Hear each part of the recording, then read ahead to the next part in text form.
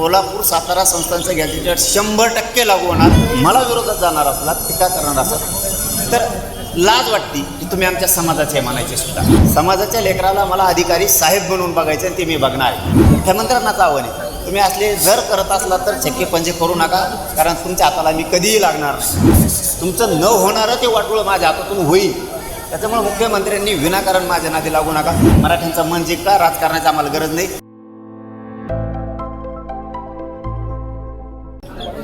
दादा, ज्यावेळेस तुम्ही आज अंबाबाई मंदिरात जात होता त्यावेळेस कोल्हापूर गॅजेट लागू करा किंवा अशा पद्धतीची मागणी करताना कोल्हापूरकरांनी केल्याचं पाहायला मिळते. कसं पाहता या मागणीकडे? काय असतं, प्रत्येक वेळेस आपल्यावरतीच अन्याय झालेला असतो आणि ज्यावेळेस अन्याय लोकांच्या लक्षात येतो की आपल्यावरती असून अन्याय होतो. जसं की आता भाविकांनी रस्त्यानं जाताना बऱ्याच जणांनी असं म्हणले की आपलं कोल्हापूरचं गॅजेट लागलंच पाहिजे, सातारा संस्थांचं सुद्धा लागलंच पाहिजे.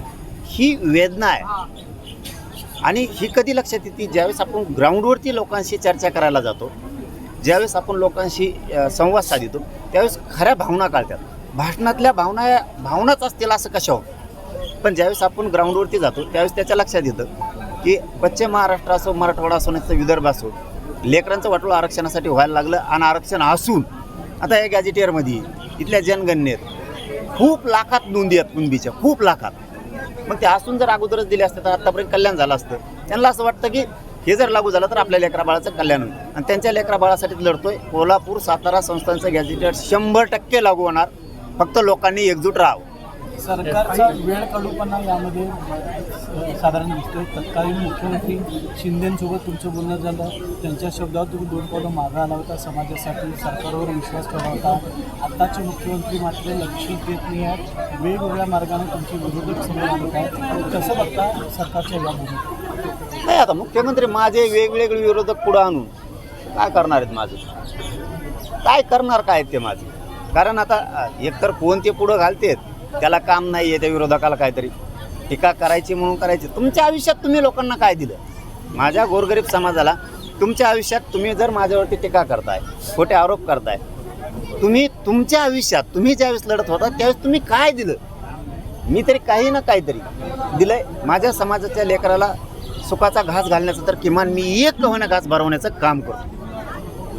नाही माझ्याच्याने त्या लेकराला माझ्या समाजाच्या पोटभर देणं झालं, किमान एक घास तरी त्याच्या भरवण्याचं कार्य मी करतोय. मी पुण्याचं काम ते करतोय. आणि हे करत असताना जर तुम्ही आपलेच असून जर मला विरोधात जाणार असला, टीका करणार असाल तर लाज वाटते की तुम्ही आमच्या समाजाचे आहे म्हणायचे सुद्धा. लाज वाटते, कारण आपण लढायचं असतं. नाही मिळालं तरी चालेल, पण आपण लढलं पाहिजे. येस, प्रत्येकच वेळेस येईल असं नाही आहे. काही वेळेस येईल, काही वेळेस येणार नाही, पण आपण लढत राहिलं पाहिजे. या भूमिकेत समाज म्हणून आपण असलं पाहिजे.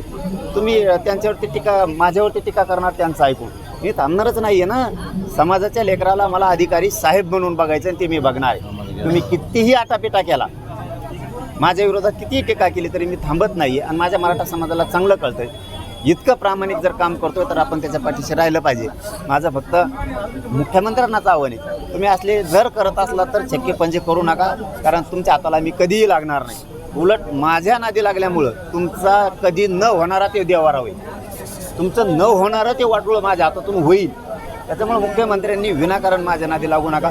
आताची जी स्टेप घेतली तुम्ही विखे पाटलाच्या माध्यमातून, प्रसाद लाड साहेबाच्या माध्यमातून, त्या स्टेपनंच चलून तुम्ही जे आता कामं करायला लागलात आणि गरिबांचे मनं जिंकायला लागलात, हेच मनं जिंकण्याचं काम मुख्यमंत्री साहेबांनी करावं.